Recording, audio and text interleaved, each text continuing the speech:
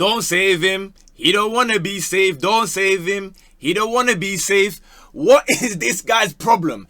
When Vinny locked down that left wing spot and became the superstar of Madrid, Rodrygo said, I want to stay and fight for my place at right wing. Fair enough. When Mbappe arrived and he got even less minutes because there's a new superstar of Madrid, he said, I want to stay and fight for my place. Fair enough. When Alonso arrived and started playing Mastantuono and Arda Güler and random kids and Ceballos ahead of him, he's still saying, I want to stay and fight for my place.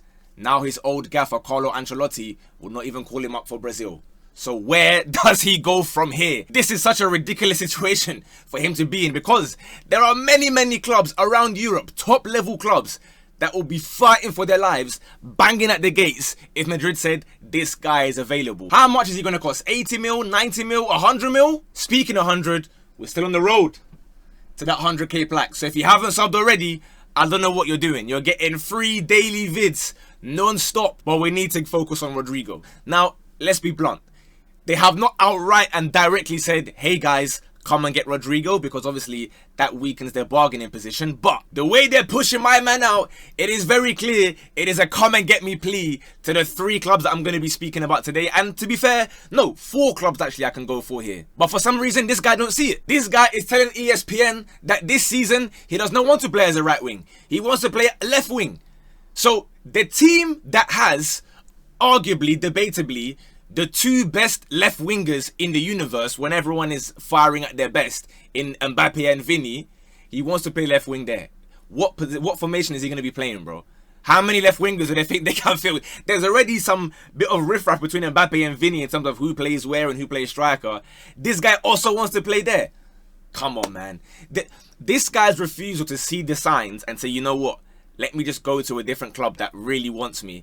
This is like, you know, I love giving you my real life analogy. So let me take you back to like uni days, yeah? You know when, you know, you invite one of your boys around, you're all there chilling, like you're playing FIFA or you're just chilling, whatever the case may be, right? It gets to like 9, 10 p.m.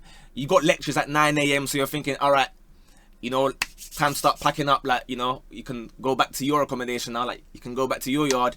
And they're just sitting there, like relaxing, their feet up. They start putting food in the microwave. No signs of leaving. And in your head, you're thinking, bro, but I can't lie. It's now like 1 a.m. It's time to leave, bro. Like, broski, like we're dogs. You know what I mean? Like, Rodrygo, we respect you. Big up your thing. You've done so much for us. There's no beef there, but it's like, you kind of need to know when to leave. And they're just there with their feet up, enjoying, bro. They start brewing a cup of coffee or something. Come on, man. Get out of here. So the question is, where should he go? I'd say there are probably 3 main options in the Premier League. And then you can argue for a cheeky little PSG as well. But I don't think the PSG one is ever going to be something that serious. Because again, they've got a plethora of wingers at that club already. It's just a case of when he's available, why not try go for it? Obviously, there were some small Bayern links. But we know, realistically, as far as the food chain goes, when it comes to transfers, listen, you might stick to your Luis Diaz's and you're going to gas it up, bro. You're going to go and get your Nicolas Jackson or Nkunku and you're going to like it, Bayern. But on to the Premier League. The first club I would say, Man City. Obviously, Pep Guardiola, we know what he's like. Rodrygo, some of his best ever moments in a Madrid shirt have been against Man City, home and away. We know Rodrygo, this is the thing, he's not meaty. This is why it's confusing me. If it was like some dry player that, yeah, he's on a big contract, he knows he can't do any better, so he's going to just stay there and ride it out. Okay, fair enough. Bro, you could be the winger at City. I know they have Doku, who's a fantastic dribbler, but his end product, we still don't know if it's ever going to reach acceptable levels. Savinho seems to be potentially on the way out to Spurs. Grealish has gone to Everton. Marmoush, to be fair, is fantastic, but he's not a winger either. That's one other issue they have, because he's a striker, and he's a great striker, but I don't think it works as well with him out wide on the left. And Rodrygo is someone that can cover both wings. We've seen it now. He could be a left wing starter or a right wing starter, you know, and obviously big up Bob's thing as well. So I think Man City would be a good option for him. I would argue that, you know, their chances for Champions League this upcoming season are probably, you know, about the same, give or take. So I don't see why he doesn't look at Man City as a viable option.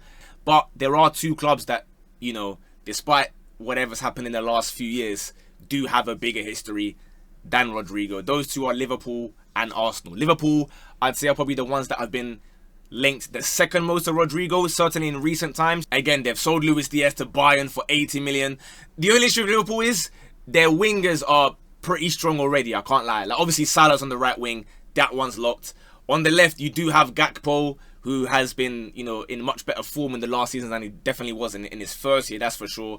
You got guys like Rio Ngumoa, you know, on the way up. So it's a bit more of a techie one, that one. I do understand. But at the same time, even if he's not starting as a left winger, Salah's getting older. I know he'll still bag his 20 goals a year, but he is getting on a little bit. So if you can even just chuck Rodrygo on the right for like 25, 30 minutes a game and Salah gets subbed after an hour, then everyone wins there. Liverpool is a massively historic club. They are the Premier League favourites again this season. They will be there or thereabouts in the Champions League.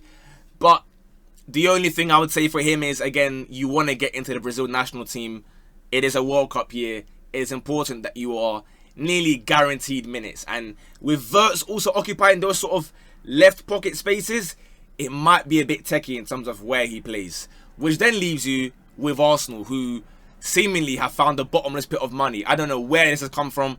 I don't know if Don Berta is using his own financial resources to inject money in, but this is crazy. Now, obviously, look, I'm not an accountant. I'm not all these guys that pretend to start calculating amortization and whatnot, but they can't have that much money left. So surely it's got to be some kind of loan with obligation to buy. And obviously, Arsenal have just signed Eze, but in my personal opinion, I said it after the announcement and whatnot, I don't think Eze is the left winger for Arsenal. He may end up playing there, and again, he will be better than, you know, Trossard and Martinelli have been, but Eze is much better centrally. Rodrygo, give that guy the keys on loan, see how it goes, because we don't know what Arteta's thinking, right? This guy signs players, and we're all thinking, oh, he's going to play here, he's going to play there in this particular thing. We try to shoehorn them in. Arteta's ideas, he has them somewhere completely different. So he might have some crazy plans for him. He might even have him as a 9. I don't know. We know Arsenal and Madrid have had their business dealings over the years.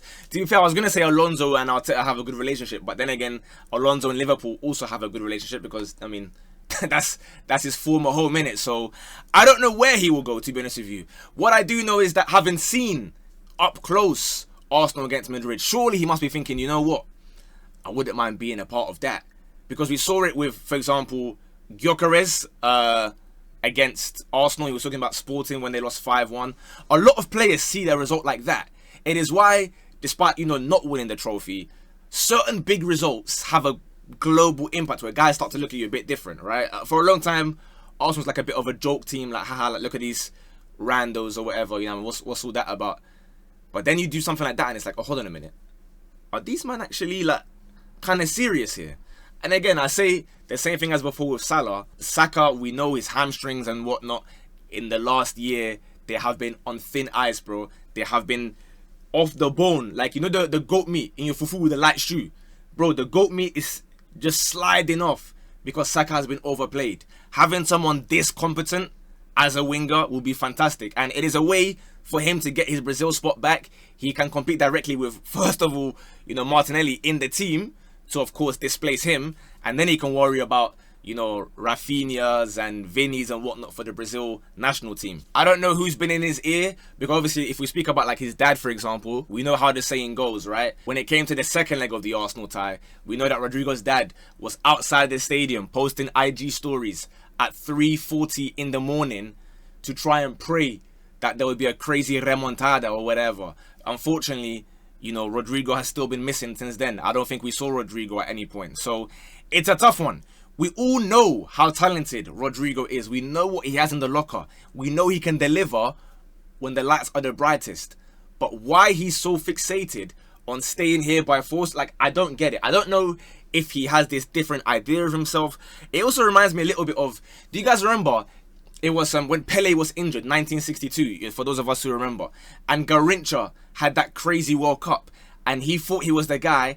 And everyone started gassing him up like crazy. But realistically, outside of that World Cup, what was Garrincha doing? He was just a guy that was a favela won't forget merchant, right? That's what he was. Nobody can talk about what he achieved at club level or his numbers, goals, assists. To be fair, assists were not really recorded, so let me not be harsh on Garrincha there. But I don't think that's the case with Rodrygo. There is clearly a very good player there, right? In the Brazil case, there were guys like Jairzinho that could play over him and whatnot. In Brazil's case, it was quite clear that despite Garrincha's exploits, right, guys like Jairzinho, El Furacão, if you will, the one that was going crazy in the World Cup, he was the better right winger compared to Garrincha. But again, certain things have you in different conversations. So he needs to go somewhere where he's loved. The Liverpool fans, they will love him. The Arsenal fans, they will treat him like he's the king. The City fans, well, we move on. Long story short, if Carlo Ancelotti, your own former gaffer, is not picking you for the Brazil World Cup squad, I'm sorry. You have to stop begging it. Stop showing us all these gym photos that you're working hard and whatnot. Because, bro, let's be honest, you don't want to compete. Just be honest with everyone and say you like life in Madrid and it's an easy way to stack pad a few trophies and you don't want to challenge yourself. Look, you're lifting, how much is that? 50 kilograms, maybe something like that, 60 kilograms. You don't want to challenge yourself. Just be honest about it. There are clubs that would give you the entire keys to the Cup, to the Emirates, to the Etihad. To be honest with you, I'm sure there's more clubs. Chelsea will find a way to amortize and get him on a 10-year deal when they get rid of Jackson and Nkunku and everyone else. Go somewhere, bro. You are not wanted there. If you are seeing guys like Ceballos enter the pitch before you, Mastantuono enter the pitch before you, Arda Güler enter before you, Garcia enter before you, when will it click that, in the words of Claude, it's time to go? Like, if you agree, comment below what team you think he should go to. Make the case for whatever team it may be. Or if you're a Madrid fan, do you want to keep him? How much should he be going for? With that being said, I know I said I'll be doing Saturday summaries, you know, every night or whatever. It may be a bit difficult today because I'm not at home until like midnight. So I may try and get a video of the Saturday summary at like 1 a.m, 2 a.m. maybe. But if not, I'll do like a whole Saturday and Sunday summary tomorrow. Or have a video Sunday morning for the Saturday recap. And then a dedicated Sunday one, Sunday night when the Sunday games finish. So have a great weekend. I'll see you guys either tonight again or more likely tomorrow morning in a bit. Bosh.